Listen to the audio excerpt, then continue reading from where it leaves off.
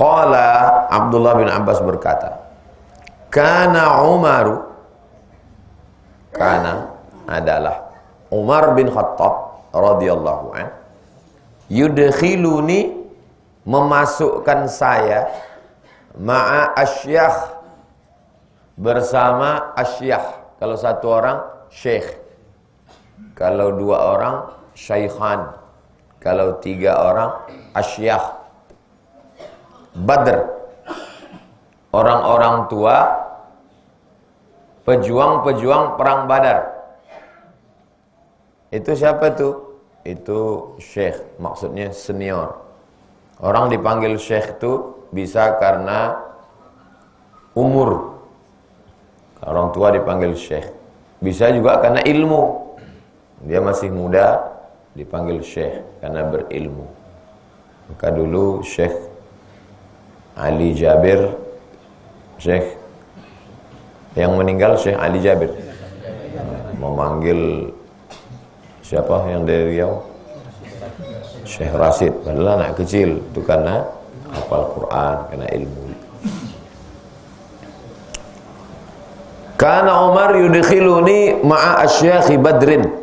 Umar bin Khattab memasukkan saya ke dalam orang-orang tua perang Badar, senior. Padahal Umar bin Khattab sudah tua. Sedangkan Abdullah bin Umar masih anak-anak. Waktu Nabi meninggal umurnya 15 tahun. Waktu Nabi meninggal umur Abdullah bin Abbas ini 15 tahun. Umur Nabi 63 tahun. Umar bin Khattab bedanya dengan Nabi 27 tahun. Berarti kalau umur Nabi 63 tahun, berapa umur Umar bin Khattab? 63 kurang 27. Hah? 36. Ah. Siapa antum umur 36? Umur 36. Hah? Mana mau neng umur saya? Masa tak ada yang umur 36? Hah? Antum 35. Ah, siapa umur 15 tahun? 15 tak ada 15. 15 itu kan kelas 3 SMP. Umar bin Khattab memasukkan anak umur kelas 3 SMP di tengah syekh-syekh perang Badar. Biar terbayang di pikiran kita, karena kita tak kenal dengan sahabat Nabi ini, bayangan kita orang ini sebaya semua. Bayangan kita Abdullah bin Umar, Umar bin Khattab, Zaid bin Sabit, sebaya. Enggak. Sahabat Nabi ini umurnya macam-macam. Faka'anna ba'dahum wajada fi nafsihi. Maka sebagian syekh-syekh ini wajada fi nafsihi. Inilah tak bisa membaca hadis, buka kamus. Wajada fi nafsihi, menemukan pada dirinya. Apa menemukan apa? Maksudnya marah orang ini. Wajada fi nafsihi, marah orang-orang tua ini. Kenapa marah? Ini orang tua nih. Tiba-tiba dimasukkan anak kelas 3 SMP. Apa kata kita? Kenapa budak kecil ini di sini? Kenapa pula dia ada di sini? Faqala, apa kata salah satu dari syekh-syekh ini? Lima yadkhulu hadza ma'ana. Kenapa budak? Lima yadkhulu hadza ma'ana. Kenapa dia ini duduk sama-sama kita? Walana abna'un misluhu. Kita punya anak macam dia. Ini kan sebaya anak-anak kita nih. Kenapa pula dia duduk sama kita? Kata orang ini menunjuk Abdullah bin Abbas. Faqala Umar, kata Umar bin Khattab menjawab, innahu min haitsu alimtum. Kata Umar bin Khattab, innahu min haitsu alimtum. Dia ni ya, macam kalian tahulah. Macam kalian tahu lah. Apa maksud macam kalian tahu? Dua. Dia ini macam kalian tahu. Dua. Secara nasab, dia ini sepupu Nabi. Orang selalu menyebut sepupu. Tapi kalau bahasa kampung kami, kalau ayah adik-beradik itu sewali. Kalau emak adik-beradik, sepupu. Kalau ayah sama emak adik-beradik, namanya perseloroan, berseloroh, bergurau, kawan bergurau. Ayah adik-beradik, antum adik-beradik, anak antum sama anak antum itu namanya sewali. Kenapa disebut sewali? Sebab kalau ayahnya meninggal, atuknya meninggal, abangnya meninggal, adiknya meninggal, anak antum tuh bisa jadi wali nikahnya. Maka itu disebut dengan sewali. Kalau emak adik-beradik, bini antum sama bini antum adik-beradik, maka anak-anak antum ini disebut dengan sepupu. Sedangkan antum disebut dengan sepengambilan, moyan, pemboyan. Antum punya adik perempuan, antum laki-laki, anak antum dengan anak adik antum tuh disebut perseloroan, kawan bergurau, bergurau, nikah. Begitu orang dulu.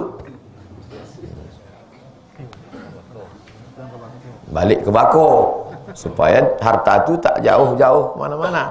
Orang zaman dulu gitu. Atuknya kan satu nih, atuknya, induk hartanya satu. Jadi cucu ini nikah supaya duit tak kemana-mana. Orang sekarang enggak. Anak dinikahan sama orang jauh-jauh. Rupanya budak tuh pecandu narkoba. Udah hancur bawa belur, baru kasih ke kemanakan. Jadi kalau ada orang katakan, itu siapa tuh? Itu sepupu saya Pak Ustaz. Cemana hubungan kau? Ayah saya sama ayah dia adik-beradik. Itu tuh sepupu, itu sewali. Biar orang sekarang semua sepupu. Sepupu. Kata Abdullah bin Umar, kata Umar bin Khattab, min haitsu alimtum. Ya dia ini macam kalian tahu lah. Maksudnya macam kalian tahu dua kelebihan dia. Pertama, dia ini sewali dengan Nabi. Ayah dia dengan ayah Nabi adik-beradik. Sewali, atuknya satu.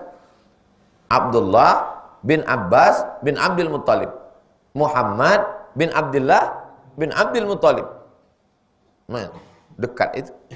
Bertambah lagi, lebih dekat lagi, Abdullah bin Abbas ini punya emak. Emaknya ini punya saudara kandung. Itulah dia Maimunah. Maimunah ini istri Nabi. Cemana dia memanggil Nabi itu? Cemana dia memanggil Nabi? Kalau ditengok dari ayah, berarti dia memanggil Nabi itu abang. Kan abangnya itu. Tapi kalau ditengok dari puak emak, dia memanggil Nabi itu pakcik. Karena istri Nabi itu saudara emak dia. Bersaut-sautan. Apa namanya itu? Bolak-balik hubungan dia keluarga. Min haitsu alimtum, kata Umar bin Khattab, kududukkan budak kecil ini di sini, macam kalian tahulah. Ada aspek yang kedua. Yang kedua, min haitsu zakaihi, dari kecerdasannya, dia pernah didoakan Nabi. Doa Nabi untuk dia, Allahumma faqihhu fid din wa 'allimhu ta'wil. Dalamkan ilmu agamanya, ajarkan dia takwil, pemahaman Quran yang benar. Itulah maka aku dudukkan dia di sini. Ini dalil boleh kita komplain kalau ada sesuatu yang aneh. Kenapa budak ini ada di sini? Tamu kita ke rumah orang, semua orang-orang tua senior, ada anak kecil. Kenapa budak ini di sini? Entah Pak Ustaz, kami pun tak tahu.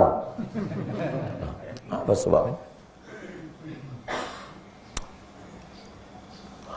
Fada'ani zata yaumin. Umar bin Khattab memanggil saya. Kata Abdullah bin Abbas. Fa'adakhalani ma'ahum. Dimasukkannya saya duduk bersama mereka. Fama ra'aitu annahu da'ani yawma idzin. Menurut saya, kata Abdullah bin Abbas, Ma ra'aitu annahu da'ani yauma idzin illa liyuriyahum. Dia memanggil saya, mendudukkan saya di tengah mereka. Dia mau mendudukkan saya di tengah mereka liyuriyahum, untuk menunjukkan ke mereka kehebatan saya. Dia mau menunjukkan ke mereka kehebatan saya. Qala ma taqulu fi qaulillah. Lalu kemudian setelah duduk, siapa yang duduk tadi? Abdullah bin Abbas. Ditanya Umar bin Khattab, ma taquluna fi qaulillah? Apa pendapat kalian tentang ayat A'udzubillahi minasyaitonirrajim, idza jaa nasrullahi wal fath. Tuan-tuan Syekh, tuan-tuan Syekh perang Badar. Apa hebatnya orang perang Badar nih? Sampai kita berdoa kepada Allah menyebut orang perang. Salatullah salamullah ala taha rasulillah. Salatullah salamullah ala yasin habibillah. Tawassalna bi bismillah wa bil hadi rasulillah wa kulli mujahidin lillah bi ahlil. Itu bi ahlil badri. Berdoa kepada Allah barakat pejuang Badar. Pak Kiai, apa amalan untuk saya biar mudah urusan ini? Baca selawat. Berapa kali? 313. Sogan bertanya ke Kiai, balik ke rumah. Datang orang bertanya, Pak, saya kalau kesulitan apa zikir saya? Baca selawat. Berapa kali? 313. Awak tidak bertanya ke Kiai dek Sogan. Engkau tidak Sogan kawak. Ditanya, kenapa 313? Pokoknya begitu saya terima dari Kiai, baca aja. 313 itu jumlah syuhada Badar. Perang Badar itu jumlahnya 313. Jumlahnya saja pun menjadi kemuliaan. Begitulah hebatnya orang perang Badar. Kata Abdullah bin Umar, kata Umar bin Khattab, ma taquluna fi qaulillahi idza jaa nasrullahi wal fath? Apa yang kalian tahu tentang ayat idza jaa nasrullahi wal fath? Faqala ba'duhum, sebagian tuan-tuan Syekh perang Badar tadi menjawab, veteran perang Badar. Apa kata mereka? Umirna nahmadullaha wa nastaghfiruh idza nasarana wa fataha alaina. Allah menyuruh kita memuji Allah, alhamdulillah, wa nastaghfiruh, astaghfirullah, idza nasarana, kalau Allah menolong kita dan Allah memberikan kemenangan untuk kita. Idza jaa nasrullahi wal fath, kalau sudah datang pertolongan Allah dan kemenangan.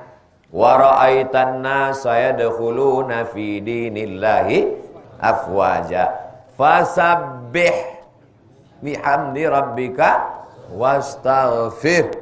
Kalau kamu sudah menang, maka banyak-banyaklah bertasbih dan banyaklah Itulah makna ayat tu, kata syuhada, kata syekh-syekh perang Badar. Wasakata ba'duhum, yang sebagian diam. Falam yaqul syai'an, tak bercakap apa-apa. Faqala li, datang Umar, ditanyanya Abdullah bin Abbas, akadzalika taqulu ya bin Abbas? Apakah memang itu makna ayat ni Abdullah bin Abbas? Wa qultu, ku jawab, la, bukan itu makna ayat. Fama taqulu, lalu apa makna ayat iza jaa nasrullahi wal fath? Qultu, kata Abdullah bin Abbas, huwa ajalu Rasulillah a'lamahu lahu. Iza jaa nasrullah itu artinya ajal umur Rasulullah yang diberitahukan Allah kepada Nabi Muhammad. Terkejut orang tadi, hah? Ajal. Iza jaa nasrullah wal fath, kalau sudah datang pertolongan Allah dan kemenangan, Wa zalika alamatu ajalika, itu artinya ajal kau dah sampai, tak lama lagi kau akan meninggal. Fasabbih bihamdi rabbika, karena kau sudah mau meninggal, maka banyak-banyaklah bertasbih, subhanallah, subhanallah. Wastaghfirhu, banyak-banyak beristighfar. Innahu kana tawwaba, Allah menerima taubatmu, Allah Maha penerima taubat. Faqala Umar, kata Umar bin Khattab, ma a'lamu minha illa ma taqul, aku tak tahu makna ayat macam ini sebelum kau mengatakan ini. Begitulah hebatnya Abdullah bin Abbas. Aku yang beda umur sama kau sejauh ini, aku pun tak tahu makna ayat ini. Rupanya iza ja'a nasrullah itu artinya ajal Nabi udah dekat. Karena ajal sudah dekat, maka banyaklah bertasbih dulu. Setelah bertasbih baru beristighfar. Tapi kita tadi beristighfar dulu. Astaghfirullahaladzim, astaghfirullahaladzim, astaghfirullahaladzim. Habis itu baru bertasbih, subhanallah, subhanallah. Nah, mana ini? Beristighfar dulu, habis itu baru bertasbih. Itu perbuatan Nabi. Selesai sholat, Nabi melakukannya. Sedangkan ayat ini bukan konteksnya selesai sholat, tapi umum. Setelah kita banyak bertasbih, subhanallah, subhanallah, subhanallah wa bihamdihi subhanallahil azim, habis itu kita beristighfar, astaghfirullah, astaghfirullah, astaghfirullah, astaghfirullah, astaghfirullah. Kalau sudah dekat ajal, ajal tidak tengok umur. Berapapun umur kita, kita selalu menganggap ajal kita sudah dekat. Apa pelajaran dari sini? Bahwa sesama sahabat Nabi pun ilmunya tak sama. Jadi kalau ada orang mengatakan, saya nih Pak Ustadz, ilmu saya begini nih karena saya hidup zaman sekarang. Kalau saya hidup zaman Nabi, belum tentu lagi saya ini lebih rendah dari Pak Ustadz. Kalau ku tengok kau nih tinggi memang, tapi bukan ilmunya, sombongnya.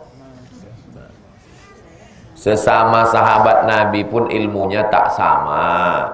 Ada yang ilmunya macam Masyaikh Badar, ada yang ilmunya macam Umar bin Khattab, ada yang ilmunya macam Abdullah bin Abbas. Sesama sahabat Nabi, pembagian Allah ke kita ini macam ini. Pas macam ini. Ada yang tinggi, ada yang sedang, ada yang rendah, ada yang gemuk. Ilmu pun begitu, ada ilmunya tinggi, ada ilmunya sedang, ada ilmunya rendah. Muka pun begitu juga, ada yang ganteng, ada yang kurang ganteng, ada yang tak ganteng sama sekali. Harta pun begini juga, ada yang lebih, ada yang sedang, ada yang rendah. Akal pun begini. Cobalah antum pikir selama berkawan-kawan, kan macam-macam akal kawan. Ada kawan tuh yang berakal, ada yang tak berakal, ada yang mau mengakal-akal dia aja gitu. Memang udah pembagian. Memang udah begini pembagian. Kenapa dibuat Allah pembagian itu macam ini? Supaya bisa bekerja sama. Bisa dia bekerja sama karena tak sama pembagian. Kalau dibuatnya dari tengah semua, telunjuk semua, mana bisa kita bekerja sama? Ini lebih hartanya, ini lebih ilmunya, ini lebih mukanya. Lebih harta, lebih muka, lebih ilmu. Nabi Yusuf alaihissalam, Nabi Muhammad sallallahu alaihi wasallam. Kalau bisa kurang di muka, lebih di akal. Udah kurang muka, kurang pula akal. Saya ini muka memang kurang Pak Ustaz, akal kurang, akhlak saya lebihkan sedikit. Muka kurang, akal kurang, akhlak kurang. Judul babnya kan tentang bersiap-siap bekal di akhir umur. Iza jaa nasrullahi wal fath. Kalau sudah datang pertolongan Allah dan kemenangan tahun ke-8 Hijrah. Datang pertolongan Allah, menanglah Nabi Muhammad menguasai kota Makkah Al-Mukarramah. Tahun 8. Pembebasan kota Makkah tahun 8. tahun 8 Fathu Makkah. Tahun 8 Makkah dikuasai. Tahun ke-9 seluruh suku-suku mengutus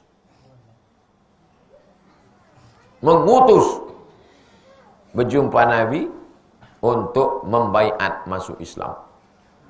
Tahun ke-10 Haji Wada. Tahun ke-11 bulan Rabiul Awal meninggal. Itulah makna ayat nih. Kalau sudah datang pertolongan Allah dan kau menang, berarti tak lama lagi kau akan meninggal. Tapi kata sahabat tadi tidak. Kata sahabat tadi katanya ayatnya, kalau kamu sudah menang, banyak-banyak bertasbih dan banyak-banyak beristighfar.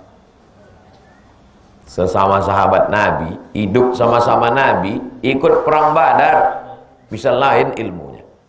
Khusus ilmu Abdullah bin Abbas. Jadi kalau sekarang ada orang berlebih ilmunya, itu memang udah pembagian Allah Subhanahu wa ta'ala. Tak boleh kita hasad, tak boleh kita dengki. Selanjutnya hadis yang ketiga menurut nomor bab. Kalau dari awal 114. Kita udah mengaji setahun. Agustus 2022, Agustus 2023. Baru 114. Jadi kalau setahun 100, 20 tahun, 15 tahun. hadis dalam buku ini 1800. Kita teruskan. Kalau khatam kita pindah ke Sahih Bukhari. An Aisyata, dari Aisyah radhiyallahu anha. Qalat, dia berkata. Satu orang berkata qala, dua orang berkata qala, tiga orang berkata qalu, satu orang berkata perempuan qalat, dua orang perempuan berkata qalata, tiga orang perempuan berkata qulna, satu orang berkata langsung qulta, dua orang qultuma, tiga orang qultum, satu orang perempuan qulti, dua orang qultuma, tiga orang qultunna.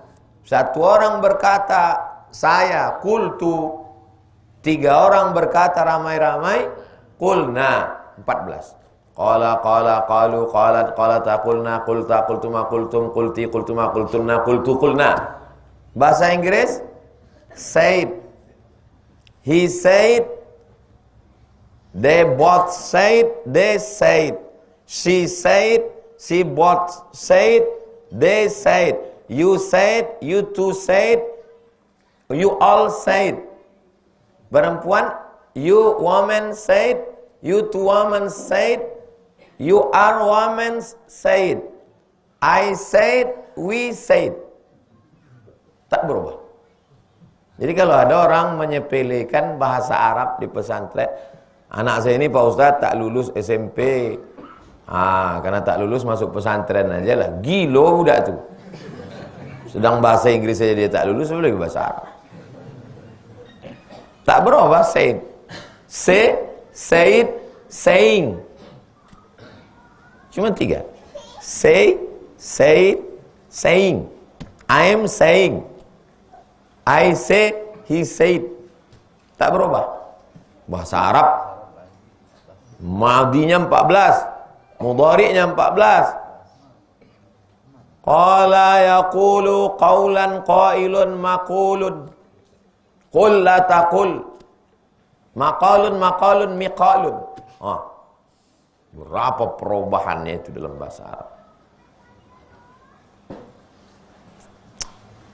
Qalat, satu orang perempuan, Aisyah berkata, ma shalla Rasulullah sallallahu alaihi wasallam salatan ba'da an anzalat alaihi idza jaa nasrullah wal fath illa yaqulu fiha. Tidak pernah Nabi salat walaupun satu salat, kalau dalam salat itu dia membaca ayat ghairil maghdubi alaihim waladdallin amin idza jaa nasrullahi wal fath maka dia membaca subhanaka rabbana wa bihamdika Allahumma ghfirli. Fasabbih, bertasbihlah. Mana bunyi tasbihnya? Subhanaka rabbana wa bihamdika wastaghfir, minta ampunlah Allahumma ghfirli. Subhanaka Allahumma rabbana wa bihamdika Allahumma ghfirli. Itulah dianjurkan kita kalau membaca ayat tentang azab, minta ampun. Kalau membaca ayat tentang rahmat, minta muttafaqun alaihi. Hadis ini ada dalam Sahih Bukhari, ada dalam Sahih Muslim. Wa fi riwayatin, dalam riwayat lain, fi sahihaini, dalam Sahih Bukhari dan Sahih Muslim. Anha, darinya maksudnya dari Aisyah radhiyallahu anha. Kana Rasulullah sallallahu yuksiru, Nabi banyak mengucapkan ayyaqula, banyak mengucapkan fi ruku'ihi, ketika ruku', wa sujudihi, dan sujud, subhanakallahumma rabbana wa bihamdika Allahumma ghfirli. Subhanakallahumma wa bihamdika Allahumma ghfirli. Sampai Allahumma ghfirli. Ya ta'awalul Quran itu penjelasan. Subhanakallahumma, waktu sujud, subhanakallahumma wa bihamdika Allahumma ghfirli. Subhanakallahumma wa bihamdika Allahumma ghfirli. Jadi kalau gitu Nabi Muhammad ini Muhammadiyah nih Pak Ustaz. Kalau kami Perti, subhana rabbiyal a'la wa bihamdi, subhana rabbiyal a'la bihamdi.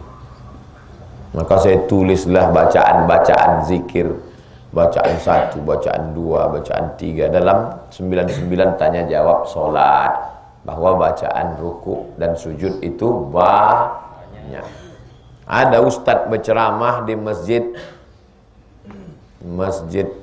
Ustadz Hanafi, Masjid Firdaus. Kata dia, subhana rabbiyal a'la, cukup, tak pakai wa bihamdi. Datanglah bapak-bapak udah tua. Saya Pak Ustadz, dari kecil subhana rabbiyal a'la wa bihamdi. Kata Ustadz yang kemarin di Masjid Firdaus, katanya tak boleh pakai wa bihamdi. Itulah kronologis saya susun buku 99 tanya jawab salat itu. Iftitah ada sekian, bacaan ada sekian. Di antara bacaan ruku dan sujud adalah subhanakallahumma rabbana wa bihamdika Allahumma ghfirli. Titik. Ya ta'awwalul Quran, tak ikut dibaca. Ya ta'awwalul Quran, apa makna ya ta'awwalul Qur'ana? Artinya ya'malu ma umira bihi fil Qur'an, melaksanakan perintah Allah dalam Al-Qur'an. Mana perintah Allah? Fasabbih bihamdi rabbika wastaghfir innahu kana tawwaba. Assalamualaikum Ustaz. Waalaikumsalam. Ini kan ada perintah dalam Quran nih, ya. Apa bunyi perintahnya? Fasabbih bihamdi rabbika wastaghfir. Macam mana cara mengamalkannya Ustaz? Dulu waktu kami ngaji sama Ustaz Somad, cara mengamalkan ayat itu, bacalah subhanakallahumma wa bihamdika Allahumma ghfirli. Kalau ingat, kalau tak ingat, karena tak dibaca dalam sholat, karena bacaan kita subhana rabbiyal a'la wa bihamdi, ada tuh dalam Riyadhus Shalihin, nanti saya buka balik, mana tahu tak ingat. Subhanakallahumma wa bihamdika Allahumma ghfirli. Wa fi riwayatin, dalam riwayat lain, tengok betapa hebatnya hafalan Imam Nawawi. Dalam riwayat induk begini, dalam riwayat ini begini, dalam riwayat ini begini. Jadi isi kepalanya itu bercabang, ingat dia semua. Wa fi riwayatin li muslimin, dalam riwayat lain dalam Sahih Muslim. Kana Rasulullah SAW yuksiru, Nabi banyak ayyaqula qabla an yamut, sebelum dia meninggal banyak dia mengucapkan subhanakallahumma wa bihamdika astaghfiruka wa atubu ilaik. Subhanakallahumma wa bihamdika astaghfiruka wa atubu ilaik. Subhanakallahumma wa bihamdika astaghfiruka wa atubu ilaik. Subhanakallahumma wa bihamdika astaghfiruka wa atubu ilaik. Nanti kalau umur antum panjang, Banyak-banyaklah bertasbih. Fasabbih bihamdi rabbika wastaghfir. Saya udah banyak jumpa orang tua-tua. Duduklah saya sama orang tua. Umurnya hampir 80. Acara sudah mau mulai protokol. Sampai datanglah orang panitia ini. Panitia ini tak berani ngasih tahu bapak ini bahwa waktu udah. Orang ini berdiri di sini, sambil begini-gini ya, untuk ngasih tahu. Mau ngasih tahu, Pak Ustadz, acara mau mulai. Dia tetap sur juga lagi bercerita. Saya mau di hari tua saya, kalau bisa lebih banyak berzikir daripada bercakap. Bagusnya di hari tua duduk di rumah. Subhanakallahumma bihamdika wa atubu ilaik. Allahumma firli wa atubu ilaik. Subhanakallahumma bihamdika astaghfiruka wa atubu ilaik. Sibuk kita dengan zikir kita daripada sibuk bercakap. Karena kita ini makin tua, makin bercakap, dan cakap itu tak tentu arah. Semalam Pak Samsul mengirim video ke saya tentang orang tua yang cakapnya kemana-mana. Cakap lah, dia kata dia ini babi haram, celeng tak haram. Ini mazhab Soekarno. Jadi saya balas, umur segini memang lagi lucu-lucu. Jadi yang saya pikirkan, aku pun nanti kalau sampai seumur itu. Saya waktu dulu waktu masih kuliah, menengok orang umur 46, 47 itu, macam mana nanti rasanya waktu seumur itu. Tak tahu kita. Setelah sampai di situ baru tahu kita rasanya. Begitu juga sekarang. Sekarang umur 46, apa rasanya nanti umur 70 itu? Tak tahu kita. Kalau bisa di akhir umur itu kita sibuk berzikir. Karena kalau sibuk bercakap tak terkontrol lagi, tak apa-apa kata kita. Perasaan itu udah rusak. Jadi Islam menyuruh kita banyak berzikir. Qalat Aisyah berkata, qultu, aku katakan, ya Rasulullah, ma hadhil kalimat, apa kalimat-kalimat ini? Allati araka ahdastaha taquluha, yang banyak kau ucapkan terus, apa artinya?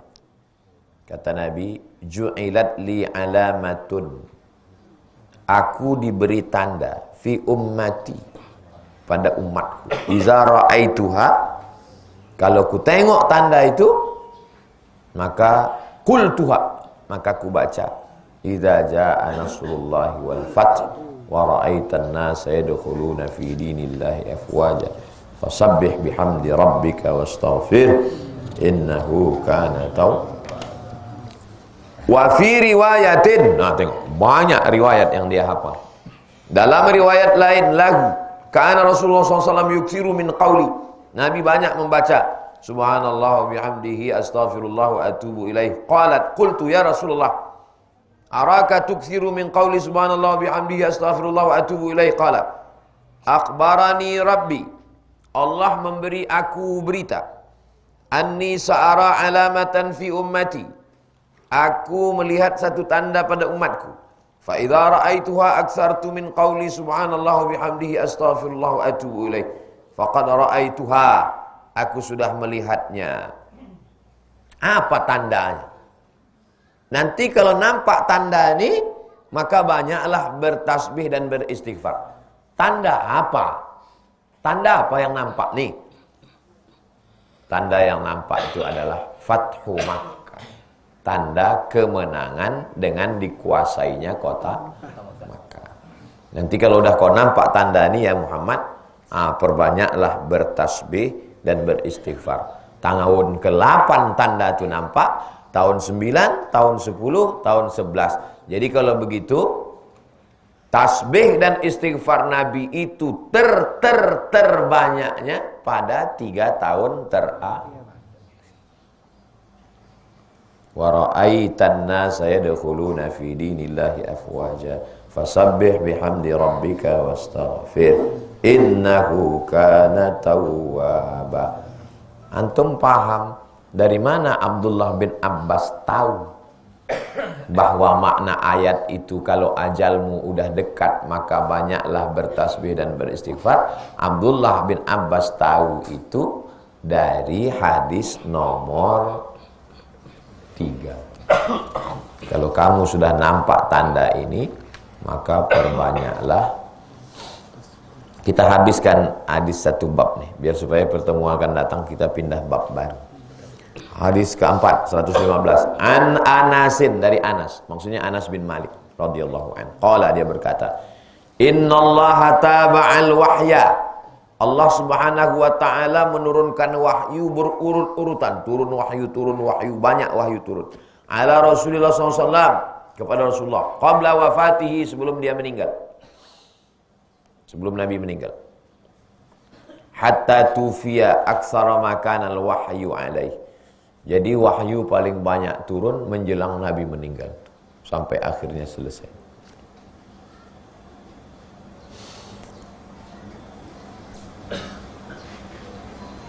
Kenapa menjelang Nabi meninggal itu banyak wahyu turun?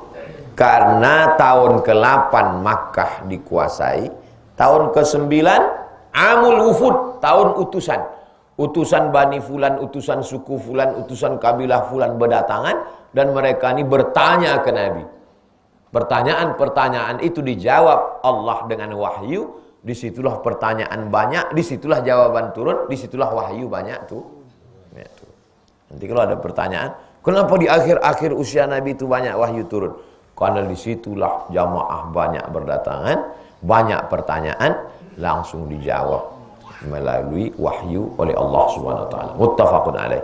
Hadis ini Sahih Bukhari, Sahih Muslim. Hadis terakhir yang kelima dari Jabir radhiyallahu anhu. Qala Nabi SAW, Nabi berkata, yub'atsu kullu 'abdin, setiap hamba dibangkitkan ala ma mata alaih, dibangkitkan nanti di padang mahsyar.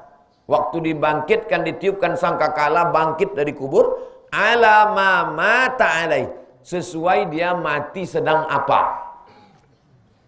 Jadi kalau yang ustaz meninggal waktu jadi qori di rumah ibu, siapa gubernur Jawa Timur?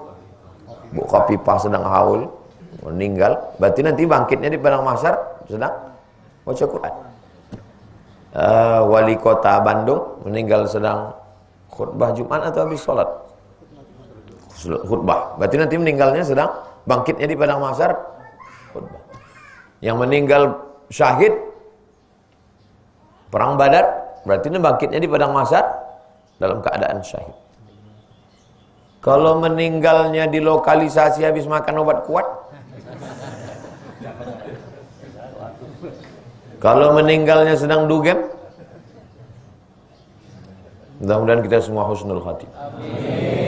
Yub'atsu kullu 'abdin 'ala ma mata 'alaih. Orang mati akan dibangkitkan sesuai. Itu makanya banyak-banyak kita berzikir. Kenapa kita disuruh banyak berzikir? Untuk memberi beban kerja pada lidah. Lidah ini mau bekerja aja dia. Macam manusia ini, macam manusia ini, macam manusia. Apalagi kalau ditengok handphone. Lidah ini mau komen dan tengok komen. Oh ini pula. Maka dikasih beban baru pada lidah. Subhanakallahumma wa bihamdika astaghfiruka wa atubu ilaik. Subhanakallahumma wa bihamdika astaghfiruka wa atubu ilaik. Subhanakallahumma wa bihamdika astaghfiruka wa atubu. Memberi beban pada lidah. Karena kalau tidak diberi beban, dia akan membebani dengan beban yang lain. Itu salah satu fungsi zikir. Pikir ini begitu juga. Kalau mata ini bisa dihentikan. Bagaimana cara menghentikan kerja mata? Berhenti. Macam mana cara menghentikan beban lidah? Berhenti. Tapi pikir tak bisa. Pikir ini tak bisa berhenti. Nampak ini mak parah kali maksudnya.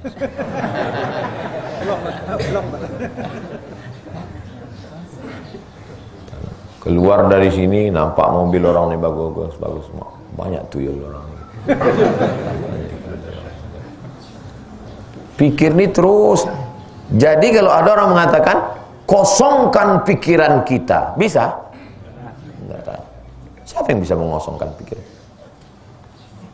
Jadi sebenarnya dengan berzikir memberi beban pada pikiran. Memberi beban pada pikiran. Dengan beban suatu beban. Itu mengapa orang pengajian, orang yang pengajian, dia sedang memberi beban baru kepada pikirannya. Di kantor dia punya beban nih. Target kita harus sekian, stres dia. Sampai ke rumah ada beban lagi. Kalau abang tak bisa beli mobil baru, tambah beban lagi. Beban kan? Di jalan ada beban lagi. Macet di Tabik Gadang. Sudah macet, dipoto pula dari atas. Beban. Itulah yang membuat orang stres. Kalau pergi ke jalan Ahmad Yani, itu beban itu hilang. Karena Pak Dokter Darusman akan ngasih resep. Makan ini, gitu. Makan beban itu hilang, tertidur. Berhenti. Tapi kalau kita ikut pengajian, beban itu berhenti. Jadi mengaji itu mengalihkan beban. Kita kalau berada di dapur ada gas bocor di situ. Kita kan tak sadar bahwa di situ ada racun. Maka menyelamatkannya dipindahkan dari dapur nih ke ruang tengah. Nah, begitulah orang yang pengajian itu. Jadi kalau tak pernah dia pengajian, begitu terus pikirannya.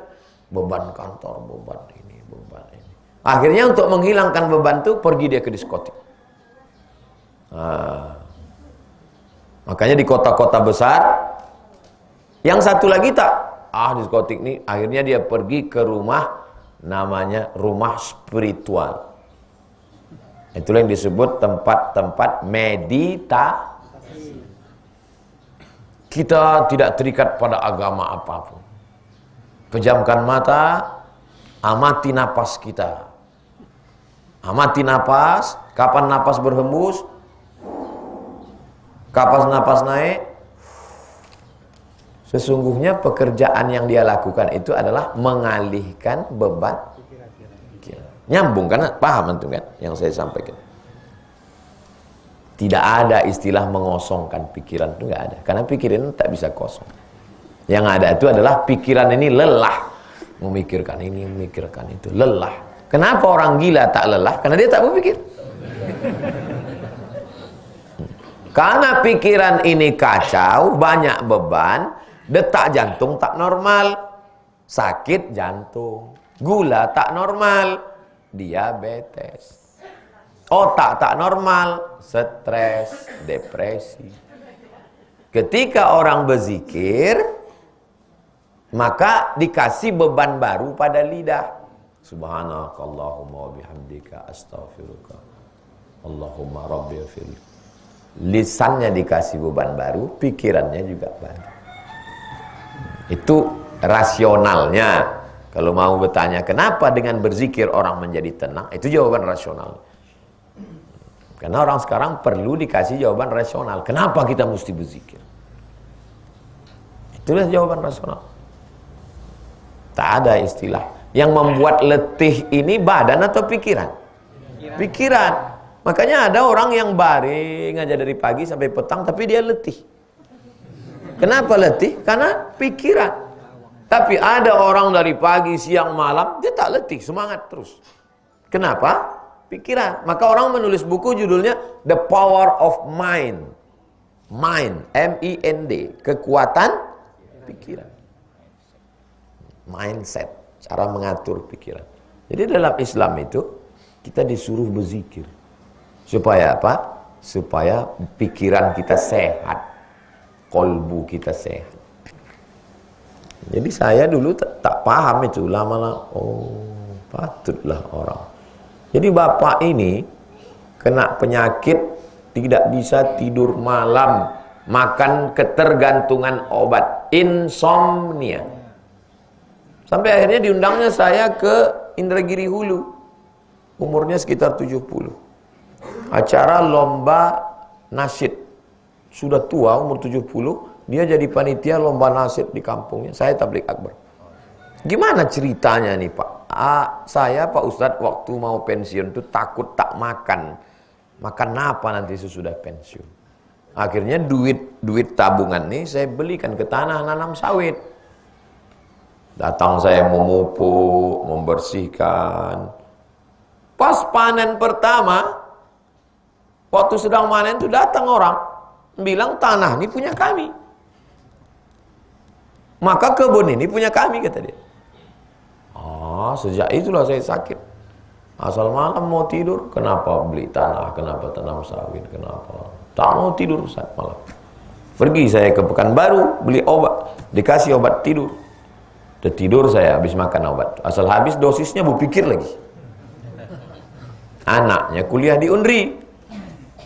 Anaknya ini selalu ikut pengajian saya dari 2009, 4 tahun, 10, 11, 12, 13 di Masjid Akramun Nas Unri. Dibawanya ayahnya ini. Waktu mendengar pengajian Ustaz itulah berhenti pikiran saya itu. Baru saya paham. Rupanya mengaji ini mengalihkan pikiran dari sawit tadi ke Abdullah bin Abbas. Dari memikirkan sawit tadi memikirkan. Paham antum alasan rasional kenapa orang mengaji jadi tenang. Satu lagi bapak-bapak bangkrut usahanya. Rumah besar di Pekanbaru tinggalkan. Stres. Ditagih orang. Tak bisa tidur malam, makan obat. Ikut pengajian di Al-Falah. Tenang. Jadi kalau orang yang tidak selalu berpikir rasional, orang sekarang ini perlu apa alasan rasional, apa argumentasinya, secara rasionalitas akalnya apa? Ya ini, bahwa akal kita ini mesti diajak untuk pindah out the box, keluar dari kotak yang sempit. Antum ikut pengajian Ustadz Mawardi Muhammad Saleh, terbuka cakrawala antum. Mengapa dalilnya satu kok bisa jadi haram? Kok bisa jadi makruh? Mengkaji usul fikih. Duduk antum mengaji dengan Ustadz Mustafa Umar, diajaknya cerita tentang tafsir, terbuka lagi cakrawala berpikir. Duduk antum sama Ustadz Saidul Amin, diajaknya bercerita tentang penyakit-penyakit hati. Keluar antum dari kotak yang kecil yang merusak kepala antum. Itu maka kita disuruh mengaji. Ngaji. Jadi kalau ada kawan tetangga stres, depresi, bawa dia mengaji. Kalau mau bantu dia, kalau mau menyelamatkan dia. Kalau tidak, dia akan terus dengan stresnya menonton TV di rumah. Akhirnya dia mati dalam keadaan menonton TV dan dibangkitkan pun nanti di padang mahsyar dalam keadaan karena yub'atsu kullu 'abdin 'ala ma mata 'alai. Orang akan dibangkitkan sesuai saat apa dia mati. Saya mau berdoa kalau bisa mati ini jangan sedang mengajar, sibuk jamaah. Sebagian sibuk mengangkat, sebagian lagi sibuk live. Kalau bisa mati di rumah habis sembahyang. Macam almarhumah emak saya. Habis tahajud malam, makan sahur, udah bersih, udah berwudu, mati. Pas macam doa dia. Aku tak ada anakku perempuan, tak ada anakku betino. Kalian tak tolak menjaga aku nanti. Kalau bisa aku mati tak pakai sakit-sakit. Kalau aku sakit jangan kalian bawa ke rumah sakit, jangan kalian suntik, jangan kalian pasang alat-alat, biarkan di rumah. Pas macam yang dia minta. Aku ingin mati dalam keadaan bersih supaya orang tak susah memandikan jenazah aku. Pas macam yang dia minta. Habis tahajud, bersih, habis mandi, habis makan sahur, hari Senin sedang suci, meninggal. Itulah yang paling indah mati.